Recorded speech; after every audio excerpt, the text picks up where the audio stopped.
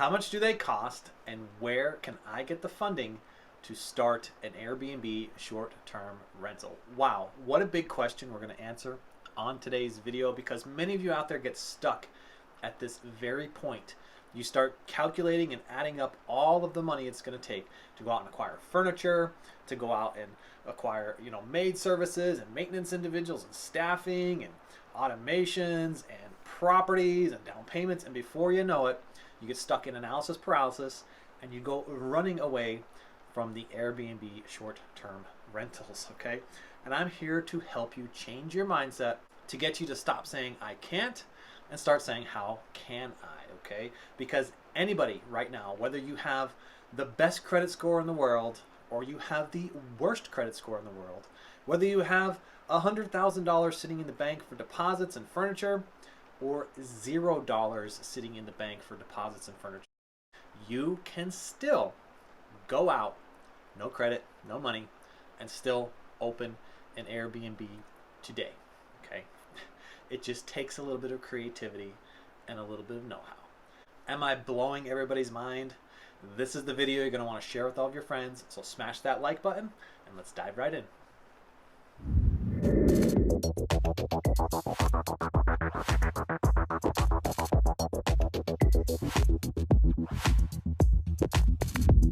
Welcome back, everybody. I'm Edward Bilder, millionaire, real estate investor, entrepreneur, educator, coach, engineer, dad, whatever you guys want to call me today. This is the channel that provides you an all-access pass to everything cash flow, capital, and credit to ensure you have the right financial literacies for business success. And today we are going to talk about a big subject on where you could find funding for your short-term rental. We're going to have a series of different scenarios, okay, starting with the big dollars and the big credit, and we're going to back all the way down to no credit and no money down to open yourselves an Airbnb. We're going to step through a scenario where we open a $60,000 to $80,000 Airbnb. We're then going to step through a scenario where we open a $20,000 to $30,000 Airbnb, and then a $10,000 Airbnb, and then finally an Airbnb with no money and no credit. Because I'm going to start to show you how to think outside the box and realize that funds do not always come in the form of cash. Okay, funds do not always come in the form of cash, all right? Somebody can give you a good, and that could provide funds for you, right? Somebody could give you furniture, or somebody could give you extended lines of credit, and those are going to help you fund your first Airbnb, and you can get this done with $0 and zero credit. All right, guys, we're first going to start out by talking about the traditional sense of going out and buying a piece of real estate, going out and grabbing that big old mortgage, all right? And we're going to float this number out there for furniture that throughout the whole video, we're just going to remember that for acquiring furniture, it could cost us anywhere between $10 and $15 per square foot. That means if you have a 1,000 square foot property, it'll cost you approximately $10,000 to $15,000. But don't worry, we will still back that down to $0, all right? Let's start out with that traditional mortgage, because many of you reach out to me for coaching sessions and you are asking so many questions around real estate and how to buy the properties. You've never been inside the real estate space and you have enough money for a deposit and you're out there exploring your options for what type of mortgage you can get. Now, many of you like to hear the words FHA and think, wow, I could go and grab a property right now for 5% down and boy, I'll save all this money on my furniture. And that gets a little complicated, okay? Because unless you're buying like a duplex or a multiplex up to 4, you will have to live in that property for 1 year while you rent out the rest of that space to still qualify for an FHA. So that's not always the best route to go, okay? Or you could take the path of going towards a conventional loan, but I don't necessarily recommend a conventional loan either, because the banks are going to look at your debt to income ratio to qualify you for that loan. So if you're looking for a second property, unless you have a high enough debt to income ratio, you may not be able to qualify for that particular piece of real estate, right? Instead, you should be looking for an investment property loan. What they use is a DSCR ratio, a debt service coverage ratio. And essentially what that means is how much revenue each month does that property earn? And then do you have enough to pay off your debts? Can you service the debts based on how much revenue coverage that you're gaining throughout the year, right?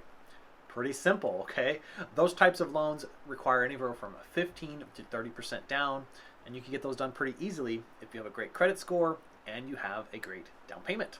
Now, let's say, for example, that you still have a nice substantial down payment. You have enough money to buy the furniture. Maybe you're sitting on $70,000. You're set to go, but your credit score isn't that great. All right. And now you're not going to qualify for a conventional loan. You're not going to qualify for a real estate investment loan. So now what do?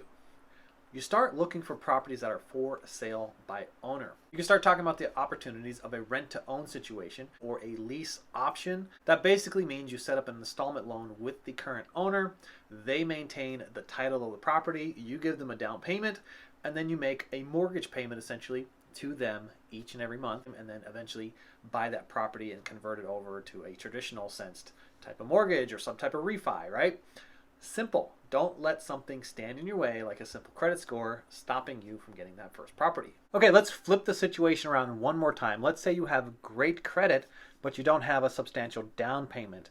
In this scenario, you should be out seeking debt weapons. Okay, essentially what you're going to do is look for either BLOCs if you have a business line of credit where you could secure $50,000, or possibly just an unsecured loan from a bank for approximately $50,000. You could then use that debt weapon to place it on a revenue generating cash flowing machine and pay that debt weapon off within the next 6 months or so, and then repeat the process, right? You'll start to build momentum on your cash flow and start to grow faster and faster and faster. Okay, let's explore scenario number 2, where we're going to open an Airbnb short-term rental with $20,000 to $30,000. Now, $20,000 to $30,000 is not a lot of money to go out and acquire and purchase a piece of real estate, okay? You can certainly go out and purchase the furniture.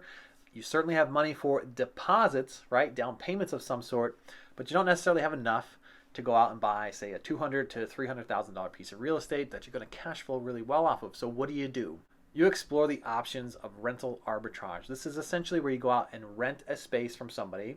Maybe you might have to rent a place for $1,000 to $2,000 a month, and you need to have a total of $4,000 to open that property, so you have enough for deposits, and then anywhere between $10 and $15 per square foot, right, to go out and acquire and buy all that furniture. This is a great model where you can get into the Airbnb short-term rental space, and you don't necessarily have to own the properties. You don't necessarily have to have great credit to do this either, right? But believe me, I coach people on this every day who don't have the best credit and still have the ability to get into rental arbitrage. Check this model out.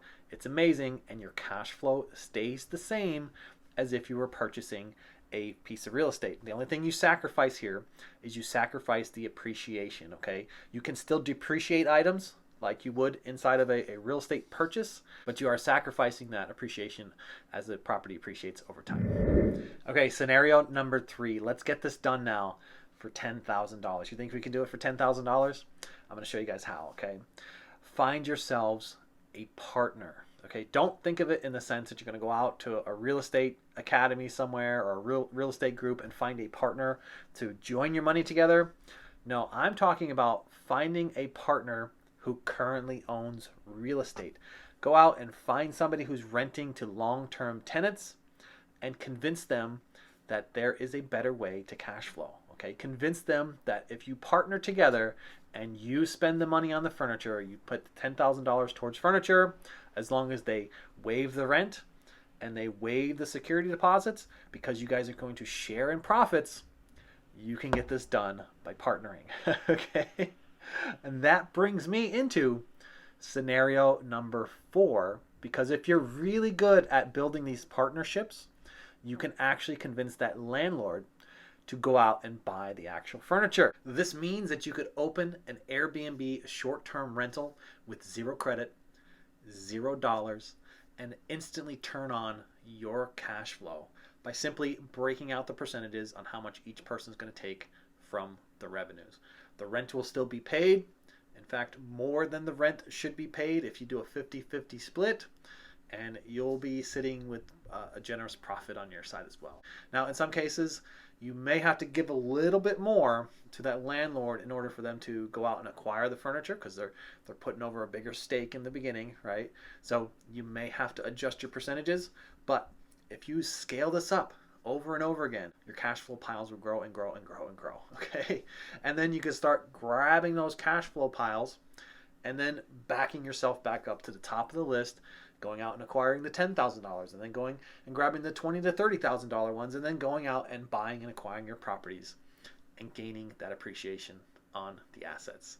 You see how we did that? We backed ourselves down to nothing, built cash flow, and then brought ourselves back up to purchasing real estate and adding to that appreciative value.